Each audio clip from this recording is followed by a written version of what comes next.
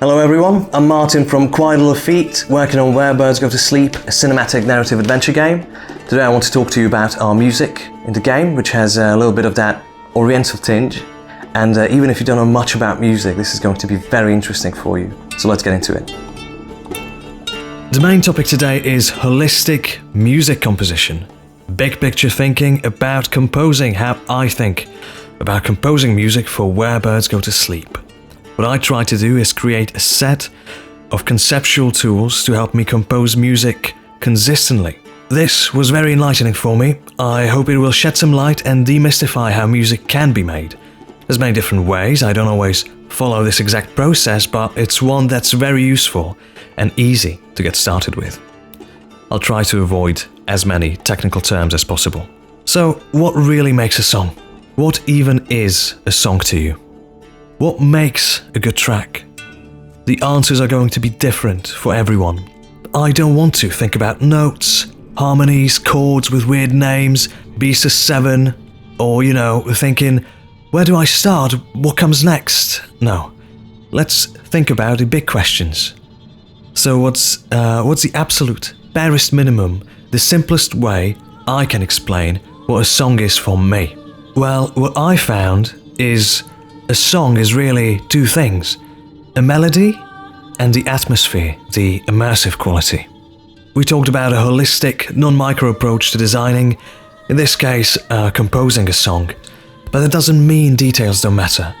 Quite the contrary, everything matters, every single note and sound builds the song.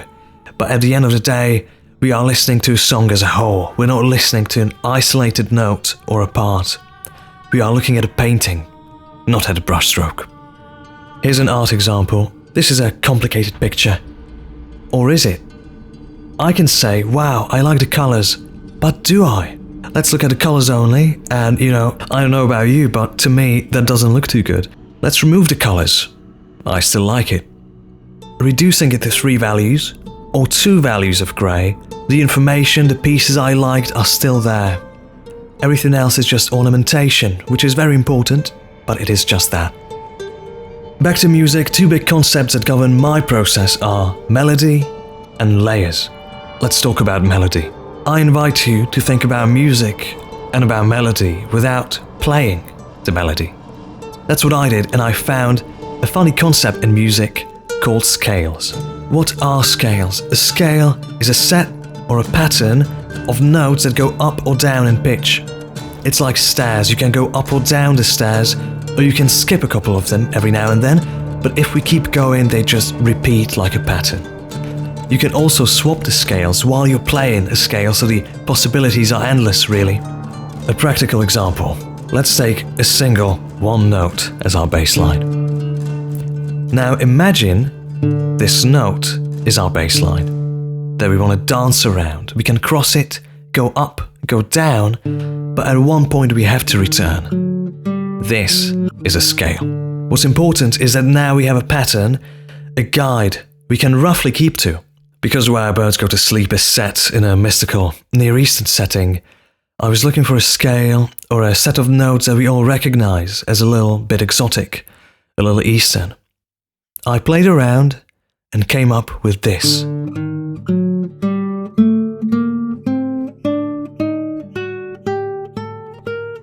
This scale is some variation of an Eastern scale, or so I'm told. I'm sure it has a very complicated name, but we're not concerned with that at all. This pattern does everything I need and more. When you think about it, the beginning sounds similar to the Prince of Egypt theme, which I hope you're familiar with. It's an amazing movie. So, we have our bass tone, we have our steps traced out in the scale. Now we're ready to make some melodies and music on a guitar or a piano, but not quite ready to record and make a track to the quality that a modern audience expects. Let's have a look at layers.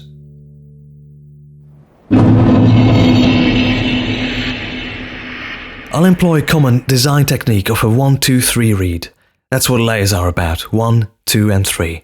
We will divide our song into 3 layers. Why 3? Realistically, we only need 2, but 3 is a magic number in design.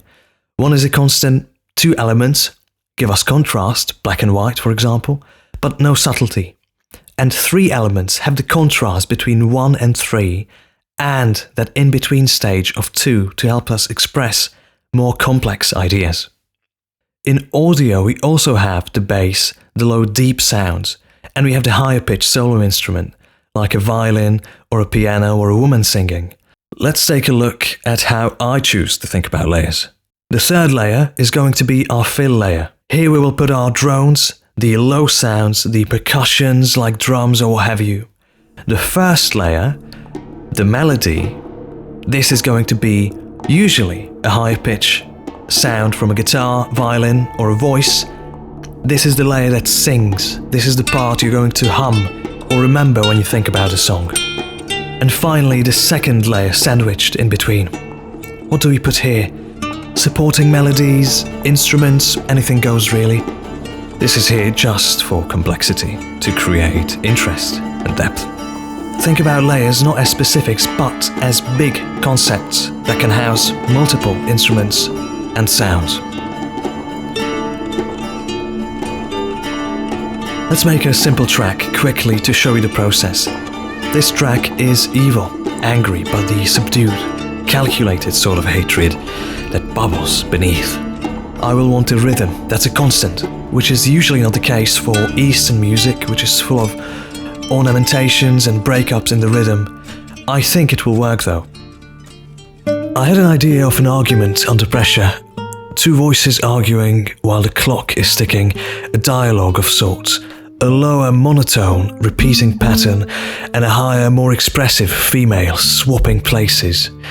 Then at the end they conjoin and talk over each other and we barely understand what they're saying, frequencies going crazy until the time is up and nothing gets resolved.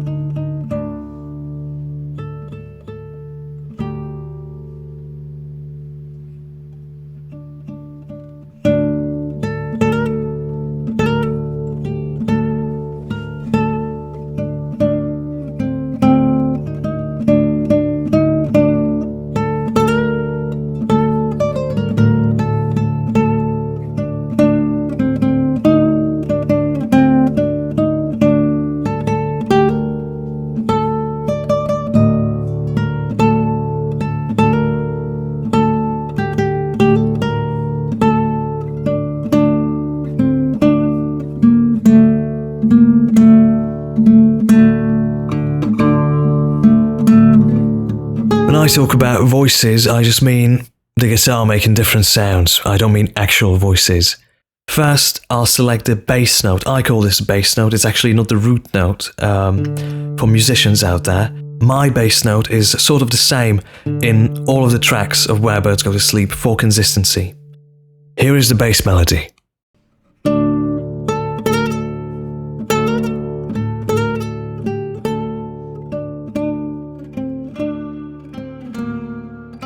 Now let's put in the fill.